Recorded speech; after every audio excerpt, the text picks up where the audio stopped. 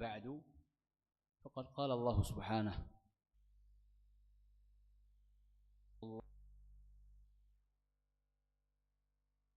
إن تنازعتم في شيء فردوه إلى الله والرسول إن كنتم تؤمنون بالله واليوم الآخر ذلك خير وأحسن تأويلا. وقال النبي صلى الله عليه وسلم ستكون فتن. قيل وما المخرج يا رسول الله؟ قال النبي صلى الله عليه وسلم كتاب الله فيه خبر من قبلكم وفيه خبر ما بعدكم وفيه فصل بينكم أو فصل ما بينكم أو كما قال النبي صلى الله عليه وسلم. Kaum muslimin dan muslimat rahimani wa rahimakumullah, kita awali dengan memanjatkan puji dan syukur kehadirat Allah Subhanahu wa ta'ala.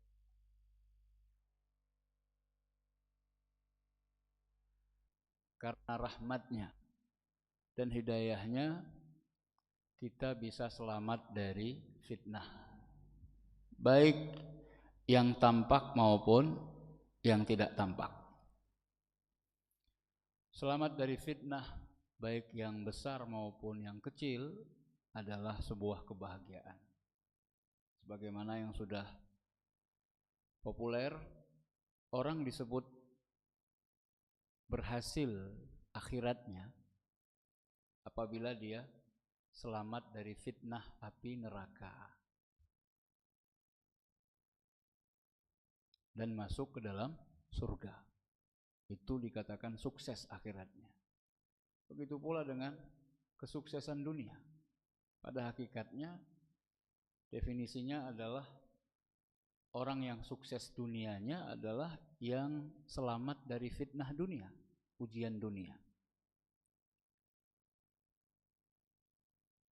Ujian dunia terkumpul pada 3 hal: harta, tahta, wanita. Maka berbahagialah orang yang bisa menyelamatkan dirinya atau terselamatkan dari fitnah, baik yang sifatnya umum maupun khusus. Maka kita katakan alhamdulillah atas nikmat Allah yang satu ini, yaitu selamat dari fitnah, kerusakan, baik kerusakan materi maupun kerusakan pola pikir, kerusakan konsep pemahaman terhadap sesuatu, atau yang kita sebut dengan penyimpangan. Kaum muslimin dan muslimat rahimani wa rahimakumullah, kita lanjutkan pembahasan pada pekan ini. Sebelumnya dengan judul sikap ahlus sunnah di tengah fitnah. Sekarang terpaksa kita lanjutkan bagian kedua. Kenapa? Yang pertama alasannya karena betapa pentingnya masalah ini. Saya kok merasa pekan yang lalu itu kurang marem, karena hanya sedikit yang disampaikan oleh penulis kitab panduan kita terkait dengan sikap ahlus sunnah di tengah fitnah menurut versi beliau. Kalau Bapak Ibu masih ingat, beliau mengatakan di tengah-tengah fitnah maka aku mengharuskan diriku untuk tetap berada di rumah. Ilzam baitak, amsik lisanak, tetap di rumahmu, tahan lisan-lisanmu, waqra' Qur'anak. Itu dari saya. Dan bacalah Qur'anmu. Kemudian beliau menambahkan tidak ikut campur di dalam masalah fitnah itu. Tidak pro, tidak kontra. cari selamat. Karena yang namanya fitnah seperti yang kita sampaikan di pertemuan yang lalu, sesuatu keadaan yang tidak menentu. Kita belum bisa memastikan mana yang benar, mana yang keliru.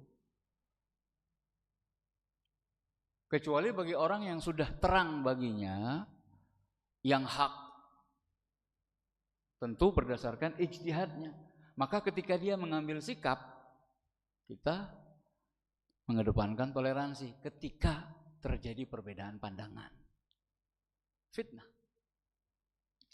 Berarti Pak Ustadz, khilafiyah yang terjadi pada umat ini itu termasuk fitnah. Iya, ujian. Ujian apakah kita termasuk orang yang fanatik buta atau tidak? Karena ketika terjadi khilafiyah, mazhab A mengatakan halal, mazhab B mengatakan haram. Misal, ya. Maka itu adalah ujian. Apakah kita termasuk pribadi muslim yang fanatik buta terhadap sebuah pendapat? Atau dalam masalah tersebut selama masih dalam koridor ijtihadiyah, di mana mujtahid itu kalau berpendapat ternyata benar maka dapat pahala 2, namun mujtahid yang berfatwa ternyata keliru dia dapat pahala 1. Maka kalau sudah jelas mana yang benar mana yang keliru, lalu dia mengambil sikap tetap mengambil pendapat yang salah atau keliru, nah itulah yang termasuk fanatik buta. Oleh karena itu kita terus belajar masalah khilafiyah dari dulu Pak, sampai sekarang dan nanti sampai kiamat, keturunan kita yang melanjutkan generasi kita sekarang.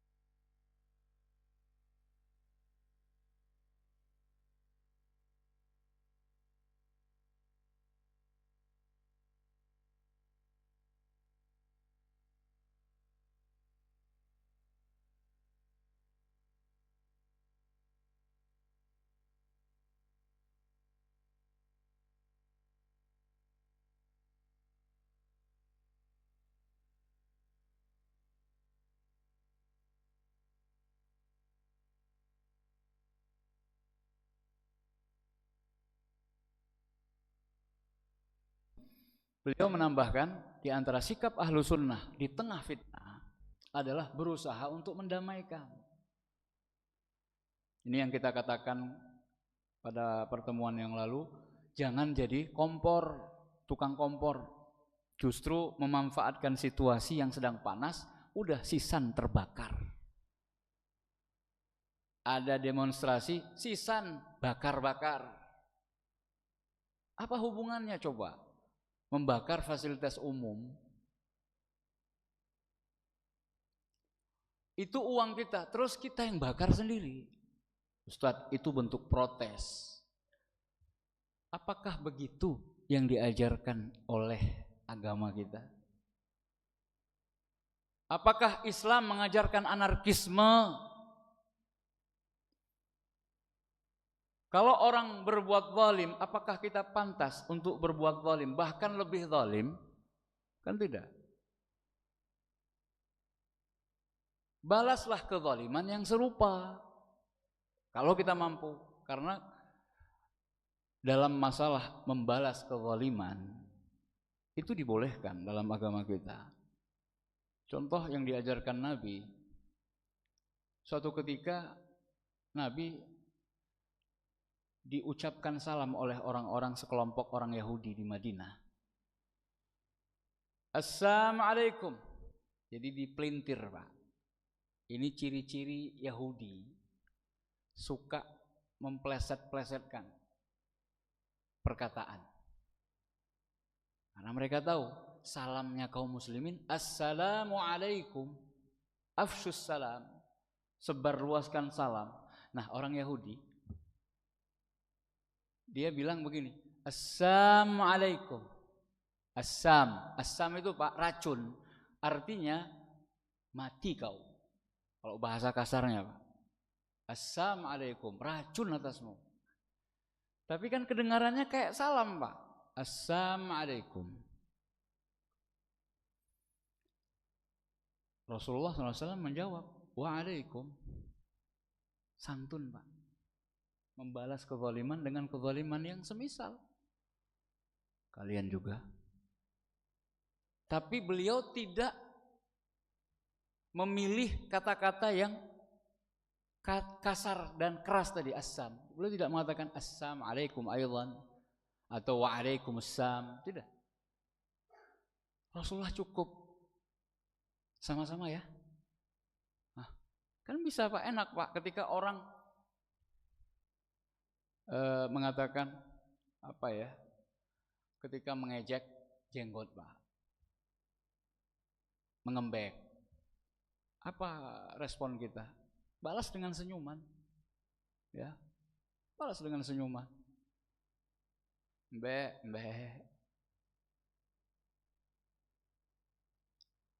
Celana di atas mata kaki dulu santer banget, banjir ya Mas? Oh iya Pak. Jadi kenapa harus membalas lebih parah gitu ya? Jadi kaum muslimin dan muslimat rahimani wa rahimakumullah, kalau ada fitnah terjadi, maka usaha yang paling baik untuk kita lakukan adalah mendamaikan yang berselisih. Dan itu pantas untuk orang yang apa? Yang tidak pro dan kontra.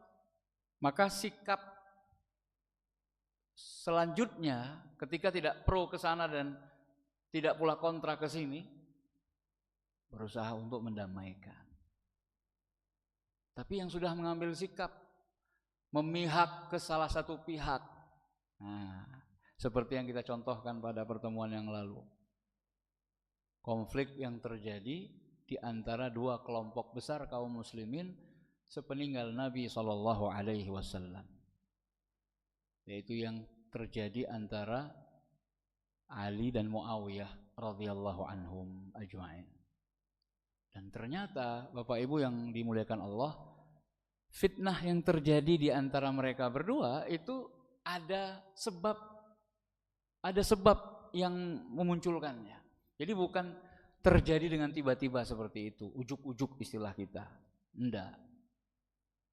Pasti ada sebabnya. Nah, di kajian kali ini kita akan menggali sebab itu, dan ini merupakan bagian kedua dari penjelasan tentang sikap Ahlus Sunnah ketika terjadi fitnah. Bagian yang kedua. Kaum muslimin dan muslimat rahimani wa rahimakumullah, supaya lebih komprehensif, lebih utuh pemahaman kita terhadap fitnah yang sedang kita bahas ini, sehingga kemudian kita berkesimpulan berarti sikap kita adalah sebagai berikut. Maka kami sampaikan bahwa fitnah itu ada dua. Kita kategorikan fitnah itu ada dua. Fitnah yang khusus dan fitnah yang umum. Fitnah yang khusus yang kami maksudkan adalah khusus bagi orang per orang. Ya, seperti innama amwalukum wa auladukum fitnah. Sesungguhnya harta kalian dan anak-anak kalian itu adalah fitnah, ujian. Dan itu masing-masing orang fitnah atau ujiannya berbeda-beda. Seperti yang kami contohkan atau yang sering dibilang orang, masing-masing orang punya ujiannya sendiri-sendiri ya. Tentang anak saja ujiannya banyak. Yang enggak punya anak ujian, sudah punya anak ujian. Ya. Sehingga kan hidup ini memang ujian. Nah, masing-masing orang itu menghadapi fitnah yang seperti itu, jenis seperti itu yang kita katakan khusus, itu bisa solusinya menghapuskan dosa-dosa atas fitnah itu dengan sholat 5 waktu, sholat sunnah, wudhu, istighfar kita. Ya. Sedangkan fitnah yang kedua yang kita ingin bahas di kesempatan kali ini adalah fitnah yang umum, meliputi siapapun. Kalau dia sudah terjadi, maka yang kena fitnah itu, yang akan menghadapi ujian tersebut, baik orang yang zalim maupun orang yang tidak zalim. Jadi meliputi semua pihak. Semua akan merasakan fitnah itu. Nah, inilah yang namanya fitnah umum. Dan kita harus berhati-hati terhadap fitnah itu. Allah Subhanahu wa taala berfirman dalam surat Al-Anfal ayat 25. Wattaqu fitnatan la tusibanna alladhina zalamu minkum khassah. Dan takutlah kalian terhadap sebuah fitnah yang tidak hanya mengenai orang-orang yang zalim di antara kalian saja, khusus hanya untuk orang zalim, tidak. Tetapi ini fitnah yang meliputi semuanya, secara umum terkena fitnah itu. Orang soleh kena fitnah itu dan orang toleh pun kena. Bala, ya, yang meliputi dan mencakup semua orang. Seperti fitnah pemberontakan terhadap penguasa, fitnah pertumpahan darah, pembunuhan yang merata, fitnah penjajahan, penindasan terhadap sebuah kaum atau sebuah generasi, atau yang dikenal dengan genosida, ya, pembantaian.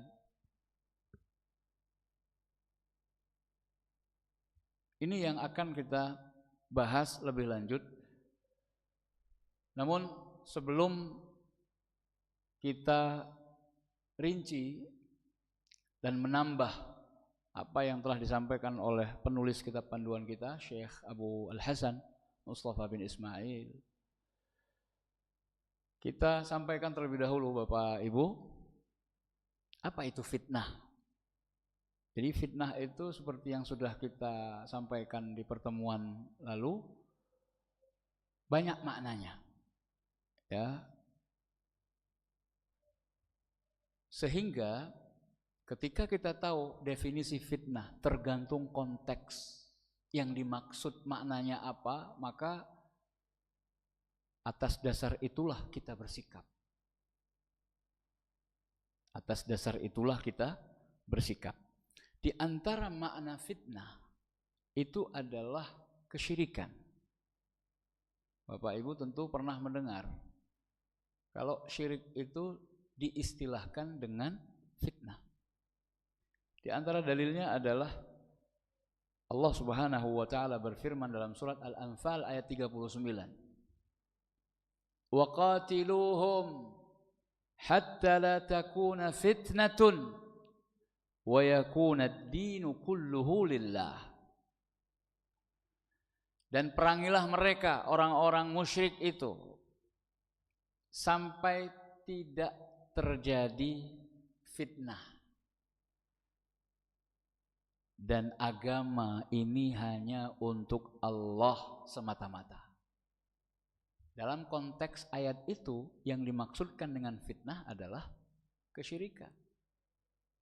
Jadi orang-orang musyrik Quraisy diperintahkan oleh Allah kepada Nabi untuk diperangi.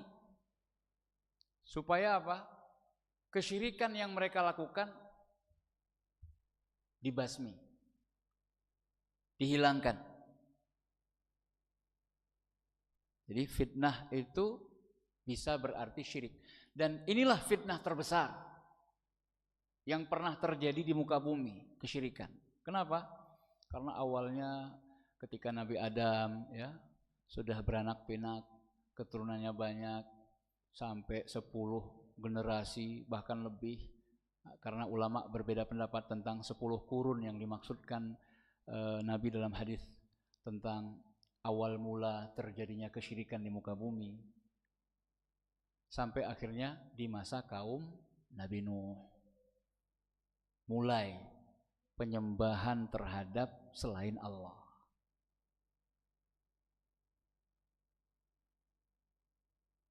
Itulah fitnah, syirik. Kaum yang satu merasa lebih hebat daripada kaum yang lain. Kenapa? Yang kami sembah, yang kami jadikan sebagai tawassul lebih keren daripada apa yang kalian sembah, apa yang kalian jadikan sebagai tawassul. Masing-masing bangga dengan apa yang menjadi kesyirikannya.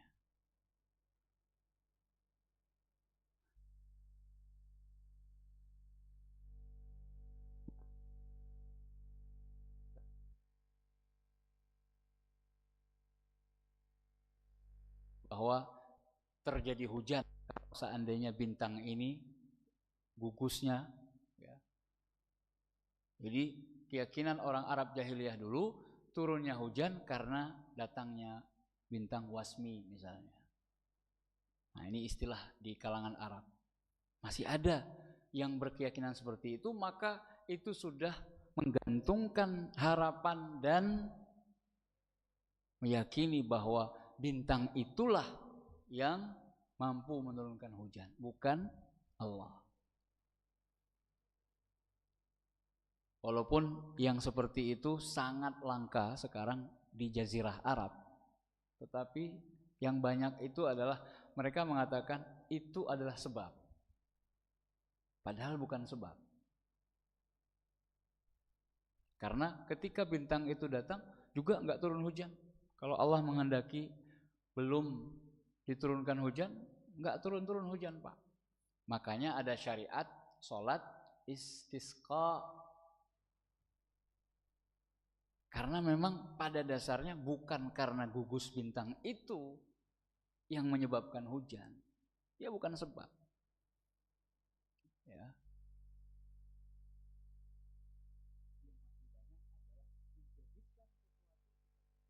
Padahal dia bukan sebab. Itulah termasuk ke dalam kesyirikan. Dan itu yang masih banyak terjadi.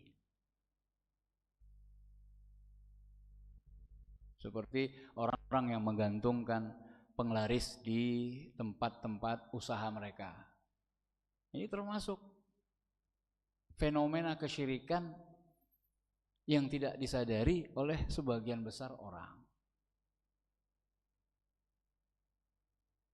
Kan tidak ada dasar atau dalilnya penglaris itu bisa mendatangkan rezeki.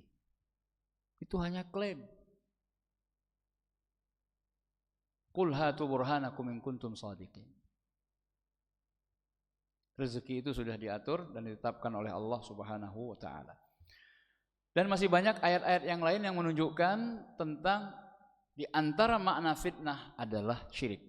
Makna fitnah yang lain, Bapak Ibu yang berbahagia, adalah azab. Jadi fitnah itu juga bisa dimaknai dengan siksa.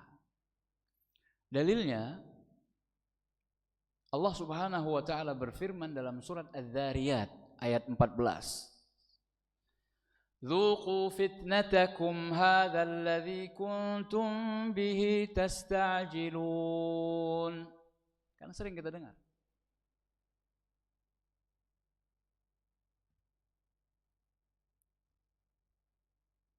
Rasakanlah fitnah kalian ini.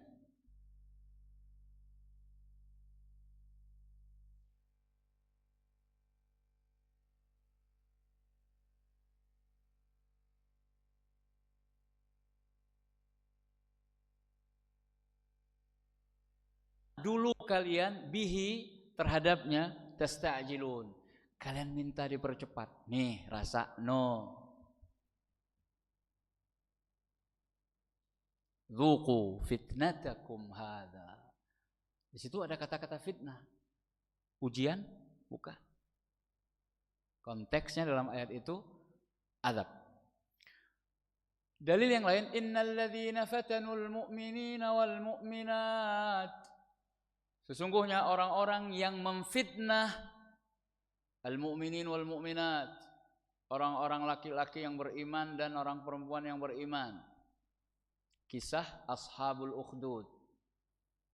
Tsumma lam yatubu, kemudian mereka tidak bertobat, falahum adzabu jahannam, maka bagi mereka azab jahannam, walahum adzabul hariq, dan bagi mereka azab yang pedih, yang membakar.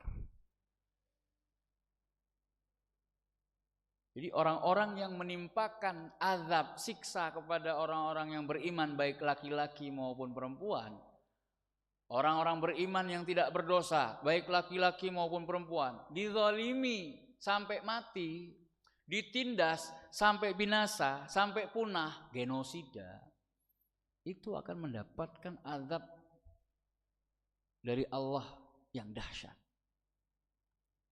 Jadi jangan kira dan jangan pikir Allah tinggal diam. Sudah Allah tegaskan, innal ladzina fatanul mu'minina wal mu'minat.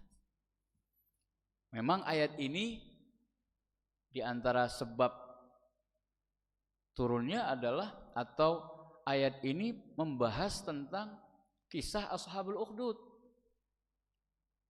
yaitu seorang penguasa yang sudah kalah argumentasi karena gara-gara seorang pemuda yang ahli di dalam berdakwah, dia sengaja mengumpulkan semua orang, semua rakyat untuk menyaksikan bahwa ilah satu-satunya yang berhak untuk dijadikan sebagai sesembahan hanya ilahnya si pemuda ini, pemuda ashabul ukhdud.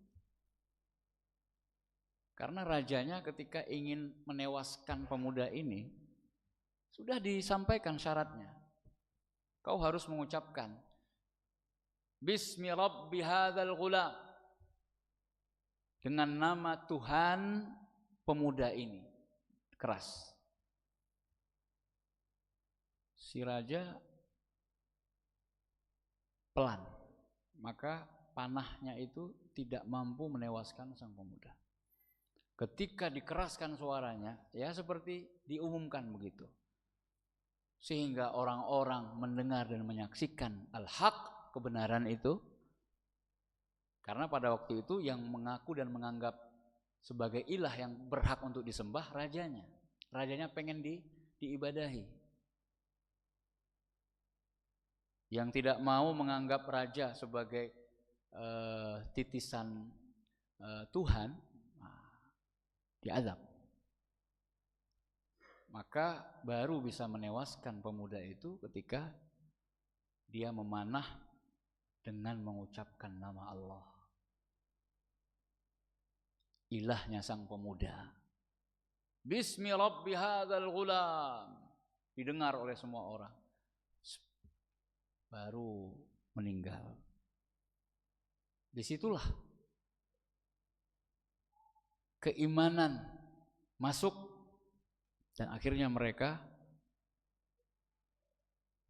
beragama dan berkeyakinan seperti keyakinan pemuda tersebut. Menimbulkan kemarahan penguasa, akhirnya memerintahkan buat parit yang besar, diisi dengan api, kayu bakar, ada api. Terus orang-orang yang tidak mau kembali kepada agama nenek moyang dibakar di parit-parit api tersebut. Ashabul ukhdud. Innal ladzina fatanul mu'minina wal mu'minat. Fatanu di situ fitnah maksudnya adalah mengazab. Kemudian fitnah yang bermakna ujian yang kita sampaikan pada pertemuan yang lalu. Ini banyak juga ayat atau contoh dalilnya. Innama amwalukum wa auladukum fitnah. Sesungguhnya harta-harta kalian dan anak-anak kalian adalah ujian. Fitnah di situ maknanya adalah ujian. Nah, sekarang Bapak Ibu, fitnah yang umum yang kita bisa sebut juga dengan istilah yang lain, musibah. huru-hara yang terjadi, kekacauan yang melanda, tidak percaya kepada penguasa, berusaha untuk melengsarkan dan menurunkan pemimpin dengan paksa. Ini adalah fenomena-fenomena fitnah yang kita bisa sebut dengan istilah lain musibah. Satu hal yang tidak kita sukai terjadi. Ya. Siapa sih yang suka dizalimi? Siapa sih orangnya yang hak-haknya tidak ditunaikan oleh orang yang seharusnya menunaikan hak-hak rakyatnya?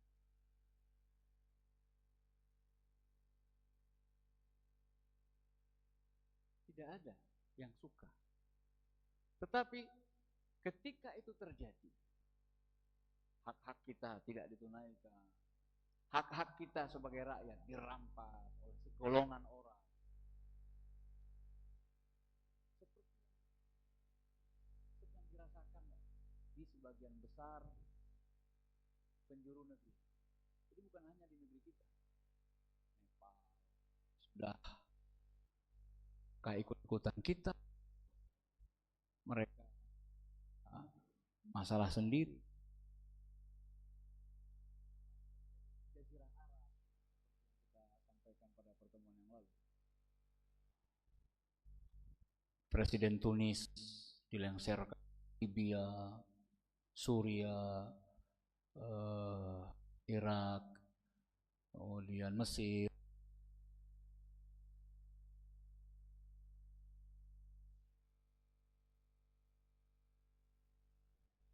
Karena bukan hanya untuk satu dua orang, bukan hanya untuk orang-orang yang zalim saja, orang-orang yang tak bersalah dan tak berdosa pun kena akibatnya. Fitnah inilah yang kita harus khawatirkan. Jangan sampai terulang dan terjadi kembali. Karena Allah Subhanahu wa taala telah memperingatkan, wattaqu fitnatan la tusibannal ladzina zalamu minkum khassah. Dan takutlah kalian terhadap fitnah yang tidak hanya menimpa orang-orang zalim di antara kalian saja. Berarti orang yang enggak zalim pun kena fitnah itu. Kalau kita flashback di masa sahabat, pertikaian yang terjadi antara Ali radhiyallahu anhu dan Muawiyah radhiyallahu anhu ini bukan terjadi begitu saja. Ada sebabnya. Sebabnya sudah kita isyaratkan pada pertemuan yang lalu, yaitu kematian atau terbunuhnya Utsman bin Affan. Kalau kita perhatikan, terbunuhnya Utsman bin Affan adalah fitnah terbesar yang terjadi dan awal fitnah yang terjadi setelah wafatnya Nabi SAW. Lebih khusus lagi, yang mana fitnah itu baru terbuka dan masuk ketika pintunya sudah didobrak, yaitu kematian Umar Ibn Khattab.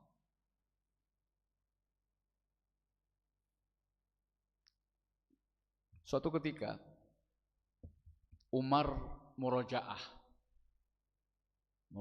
itu berusaha untuk mengingatkan kembali sahabat-sahabatnya dulu masa-masa indah bersama Rasulullah Sallallahu Alaihi Wasallam. Di sebuah majelis yang beliau adakan, Umar mengatakan, siapa di antara kalian yang hafal hadis Nabi tentang fitnah? Masya Allah. Nah ini orang-orang berilmu ya, mudzakarah, saling mengingatkan. Bukan berarti Umar tidak hafal, tapi begitulah metode diskusi dan dialog. Siapa di antara kalian yang hafal hadis Nabi SAW tentang fitnah? Hudzaifah bin Yaman angkat tangan, angkat bicara, karena dialah salah satu sahabat Nabi spesialis fitnah. Saya mengatakan spesialis ini maksudnya hadis-hadis yang banyak didengar dan disampaikan oleh Rasul, bahkan seakan-akan Rasulullah SAW mengkhususkan hadis-hadis fitnah itu kepada Hudzaifah bin Yaman. Maka dia orang yang paling berhak berbicara ketika ditanya. Lalu dia mengatakan fitnah laki-laki, fitnah seorang terhadap hartanya, fitnah terhadap anaknya. Jadi anak itu bisa jadi fitnah bagi seseorang. Ya. Bukankah kisah Nabi Khidir dan Nabi Musa di mana Nabi Khidir membunuh seorang anak yang ternyata pada akhir kisah disampaikan alasannya. Anak ini kalau nggak dibunuh, dia akan menyeret orang tuanya, kedua orang tuanya ke neraka. Bukankah itu fitnah, Pak? Punya anak justru akan menyeret kita ke neraka. Coba. Fitnah, Pak. Ya, ujian betul itu. Nah, atas wahyu dari Allah kepada Nabi Khidir, anak ini dibunuh. Dan ternyata Allah menganugerahkan kepada dua orang tua ini anak yang lain yang lebih saleh. Itu ilmu Allah yang Allah berikan kepada siapa saja yang dia kehendaki, kepada Nabi Khidir dan tidak diberikan kepada Nabi Musa. Jadi Nabi Musa punya ilmu sendiri, Nabi Khidir punya ilmu sendiri. Nah, kaum muslimin dan muslimat rahimani wa rahimakumullah. Lalu apa solusinya? Apa sikap kita terhadap fitnah yang terjadi? Dan fitnah itu adalah jenis tipe fitnah yang umum melanda anak-anak negeri, padahal penyebabnya hanya segelintir orang. Mungkin dalangnya, kalau kita telusuri atau misalnya kedapatan suatu hari dianalisis, ternyata dalang dibalik kerusuhan yang terjadi, yang pernah dirasakan oleh bangsa ini, ternyata otaknya seseorang yang bernama inisial misal ya.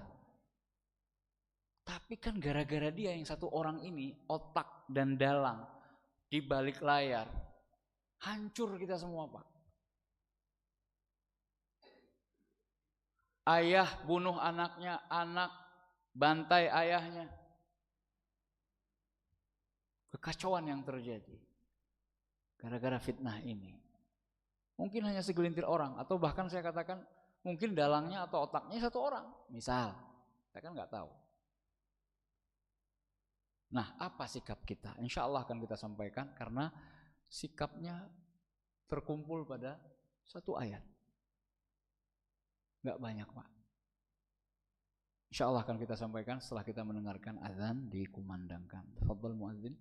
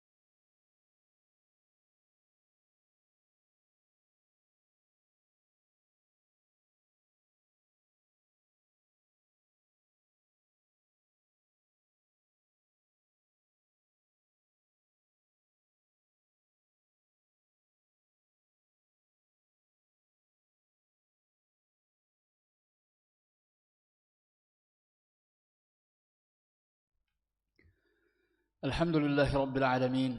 Wabihi nasta'inu ala umuri dunya wad din. Wassalatu wassalamu ala ashrafil anbiya'i wal mursalin. Nabiina Muhammadin wa ala alihi wa sahbihi ajma'in. Amma ba'd. Kaum muslimin dan muslimat rahimani wa rahimakumullah. Ketika mendengar ayat tentang fitnah yang umum tersebut, yang melanda dan menimpa bukan hanya untuk orang-orang zalim saja di antara kalian, kata Allah, tapi semuanya akan kena. Maka Az-Zubair bin Al-Awwam, Bapak Ibu semua tahu, beliau ini hawari Rasulullah sallallahu alaihi wasallam, penolong setia Rasulullah alaihi salatu wasallam. Az-Zubair mengatakan, "Ma kunna nadhun anna hadhihi al-ayah waqa'at fina." Ma kunna nadhun annaha fina. Kami tidak pernah menyangka kalau ayat itu akan terjadi pada masa kami. Takutlah kalian sebuah fitnah yang tidak hanya menimpa orang-orang zalim di antara kalian saja, tetapi bakal fitnah yang melanda seluruh kaum muslimin. Para sahabat ketika itu enggak pernah menyangka kalau yang dimaksudkan oleh Allah itu juga terjadi pada masa mereka. Hatta waqa'at. Baru kami rasakan, oh ternyata itu yang dimaksud adalah yang kami rasakan sekarang, kata Zubair. Yaitu fitnah pertikaian antara dua kubu besar kaum muslimin, yang awal sebabnya adalah karena terbunuhnya Utsman secara zalim. Dibunuh rame-rame, Pak. Seorang pemimpin, bahkan saya sering mengatakan kalau diurutkan negarawan terbaik sepanjang masa selain Rasulullah SAW, Utsman nomor 1, Pak. Utsman bin Affan nomor 1. Apa tidak ada pengikut setia Utsman bin Affan ketika hari terbunuhnya Utsman? Enggak mungkin. Secara logika, belum kita bahas analisis sejarah ya. Secara logika enggak mungkin ketika itu Utsman tidak memiliki pengikut setia. Lalu kok bisa terbunuh rame-rame dan beliau tidak melawan? Ini negarawan nih, berjiwa besar, rela mengorbankan nyawanya supaya tidak tertumpah darah pengikut-pengikutnya. Pengikutnya kan rakyatnya juga. Jadi ada rakyatnya yang istilahnya apa? Demo agar dia itu turun. Tapi dia sudah dipesan, Utsman sudah dipesan oleh Nabi ketika mereka memaksamu untuk menyerahkan pakaian. Nah, pakaian kekuasaanmu jangan kau turuti. Pesan Rasulullah SAW. Apa yang terjadi? Beliau tidak melawan ketika dibunuh. Tidak melakukan perlawanan. Tuh, kok kita berpikir, kok tega-teganya? Provokator. Ketika sudah ramai seperti itu, bunuh, uqtuluh. Ada suara-suara. Karena ramai, udah. Nanti kalaupun salah, rame-rame, ringanlah. Dibunuh rame-rame, Pak, Bu. Subhanallah, syahid. Kalau ada yang mengatakan, Pak Ustadz, kalau begitu terbunuhnya Utsman kan gara-gara Umar duluan terbunuh. Kalau Umar sebagai pintu yang menghalang fitnah itu masuk, enggak terbunuh, kan enggak terjadi kejadian Utsman. Nah, itu sudah takdir Allah. Semuanya sudah takdir Allah. Tapi bedanya, Umar juga terbunuh secara zalim, tapi yang bunuh orang kafir. Seorang majusi bernama Abu Lu'lu'ah ditikam dari belakang ketika sholat subuh. Enggak gentle banget. Dan dia sudah siap-siap untuk bunuh diri. Sudah nikam Umar, Pisau yang sama dia tikam untuk dirinya. Bedanya Umar masih bertahan 3 hari. Si Abu Lu'lu'ah ini langsung isdet. Langsung tamat. Ya, karena memang yang dia inginkan membalas kebenciannya, menumpahkan amarah kebenciannya kepada Umar selaku orang yang meruntuhkan kerajaan Persia, negara asal si Abu Lu'lu'ah ini, Majusi, pura-pura masuk Islam. Jadi Umar mati syahid, yang bunuh orang kafir. Beda. Fitnahnya enggak sebesar fitnah Utsman. Utsman mati syahid terbunuh di tangan rakyatnya sendiri. Apa itu bukan fitnah, Pak? Apakah kita rela kejadian itu terulang kembali? Penguasa atau pemimpin yang terpilih dengan cara apapun di negeri kita yang kita cintai ini, yang sudah diketok palu, tanda sah, lalu harus diperlakukan seperti yang dirasakan oleh Utsman bin Affan.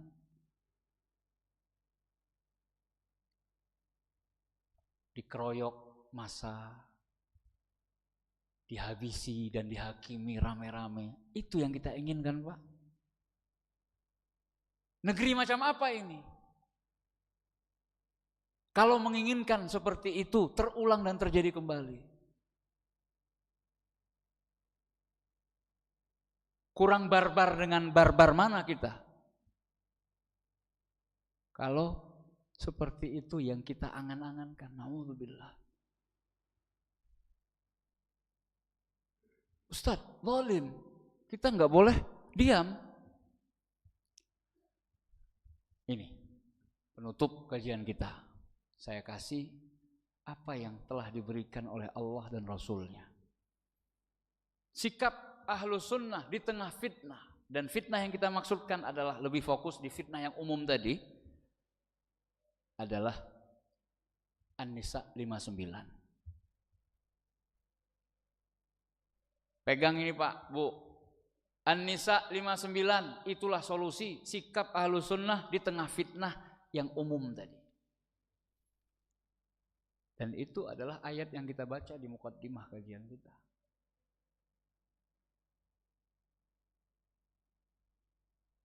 Dan ini metode saya.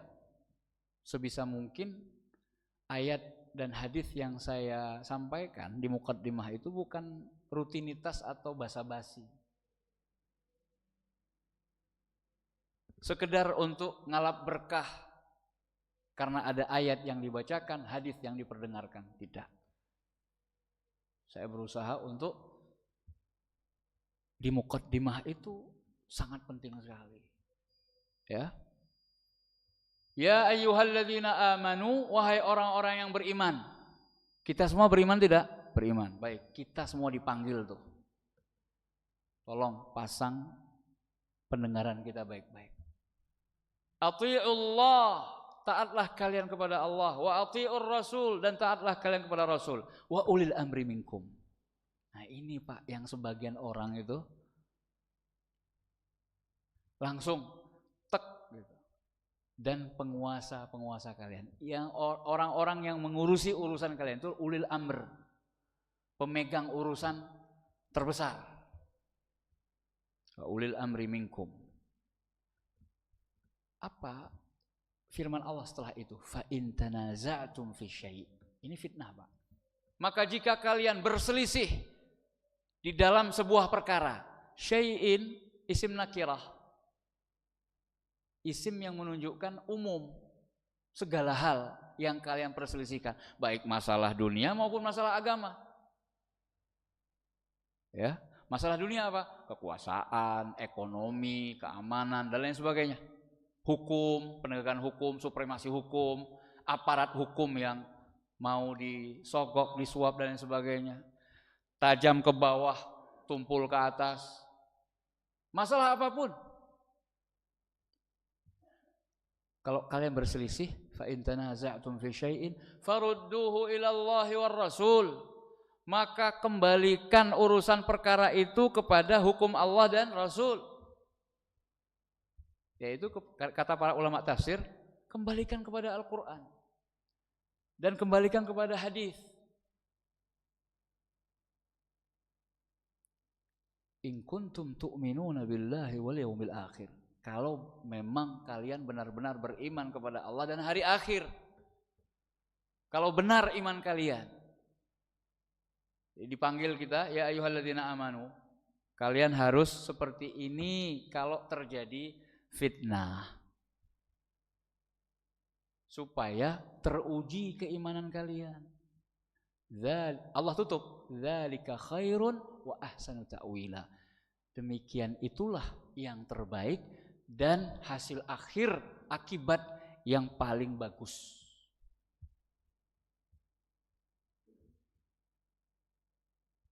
Yaitu tetap taat, tunduk dan patuh kepada penguasa, pemimpin selama mereka taat kepada Allah, taat kepada Rasul.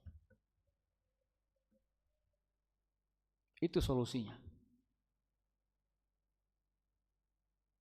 Solusi dari permasalahan yang kita hadapi, fitnah yang terjadi. Fa in tanaza'tum fi syai'in farudduhu ila Allahi war Rasul.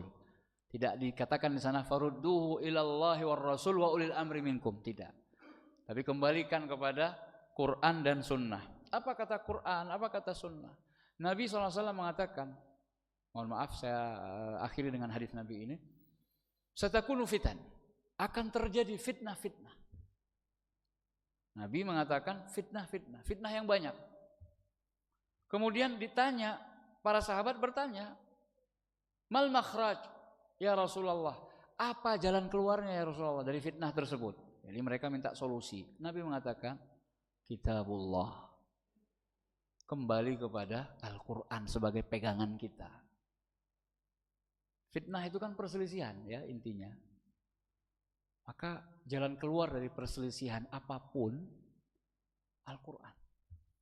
Kata Nabi, fihi naba'u man qablakum, karena di dalam Al-Quran ada kisah orang-orang sebelum kalian.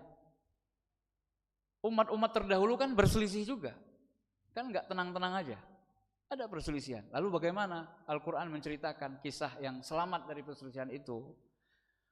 Wa fihi khabaru ma ba'dakum, dan kabar cerita orang-orang setelah kalian nanti. Jadi artinya Nabi mengatakan Al-Quran itu sudah lengkap, berisi solusi untuk setiap masalah yang kalian hadapi. Dan kata kuncinya atau kalimat yang harus kita garis bawahi adalah wa faslu ma bainakum. Dan Al-Quran itu hakim dalam perselisihan, pertikaian di antara sesama kalian. Masalah antara pemimpin dan yang dipimpin, ya, penguasa dengan rakyatnya.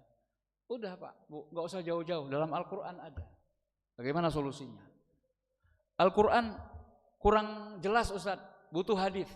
Cari hadis-hadis Nabi SAW yang mengajarkan kepada kita bagaimana menghadapi fitnah tersebut. As-sabr, mengedepankan kesabaran. Sabar. Hatta talqaun, sampai kalian, hatta talqauni indal haud. Atau kama qala Nabi SAW, sampai kalian nanti menemuiku di telaga. Sabar. Hadis Anas bin Malik, Sahih Bukhari dan Muslim. Intinya Bapak Ibu, bagi yang ingin lebih dalam atau mendalami masalah fitnah ini, solusinya beserta sikap bagaimana seharusnya, silahkan merujuk kepada kitab Sahih Muslim, bab atau pembahasan tentang fitan. Sudah sangat lengkap di sana Bapak Ibu. Ya, sudah sangat lengkap. Saya merekomendasikan kitab tersebut. Nah, kalau ada yang bertanya, Pak Ustadz, kata praktisnya apa Pak Ustadz? Jadi Al-Quran dan Sunnah itu kan umum banget. Saya nggak paham bahasa Quran, saya nggak paham bahasa Sunnah, bahasa Arab, saya belum pernah belajar. Kembali bertanya kepada ahli ilmu, kepada para ulama. Ya, kembali menyerahkan persoalan-persoalan besar kepada para ulama kita. Biarlah mereka yang mengambil sikap. Dan kita mengikuti apa yang menjadi fatwa mereka. Ya. Seperti yang saya lakukan, Pak Ustadz ngambil materi ini dari mana? Susun kok bisa mengatakan dan menyampaikan hal-hal tersebut? Saya katakan, ini rangkuman saya terhadap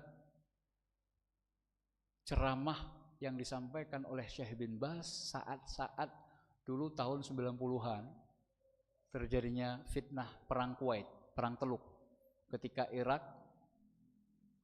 mengakuisisi Kuwait. Maka kemudian Kuwait minta tolong kepada Saudi Arabia, Saudi Arabia minta tolong sama Amerika, yang akhirnya itu menimbulkan konflik atau fitnah. Ada yang mengatakan, tuh lihat tuh Saudi, gengnya Amerika.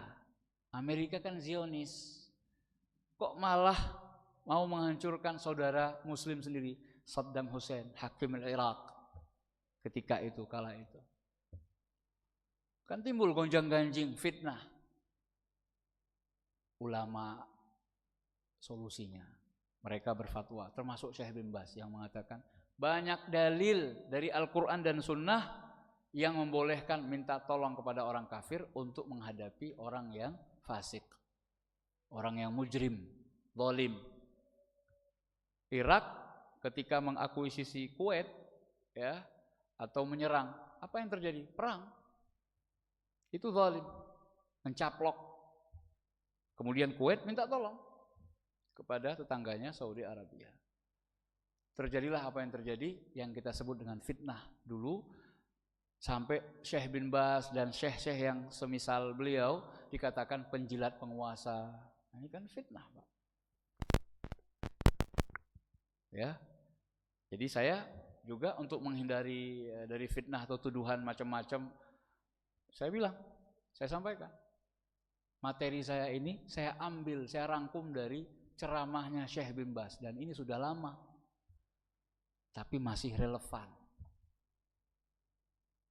Ulama-ulama itu berfatwa seperti itu bukan karena menjilat penguasa. Penguasa sudah berganti dan kami tetap mendoakan kebaikan untuk penguasa. Penguasa sebelumnya kami doakan juga. Siapapun yang nanti akan menggantikan penguasa yang sekarang, harus kita doakan kebaikan. Walaupun penguasa itu yang tampil akhirnya di atas bukan pilihan kita. Ini konsep Ahlussunnah wal Jamaah. Ya.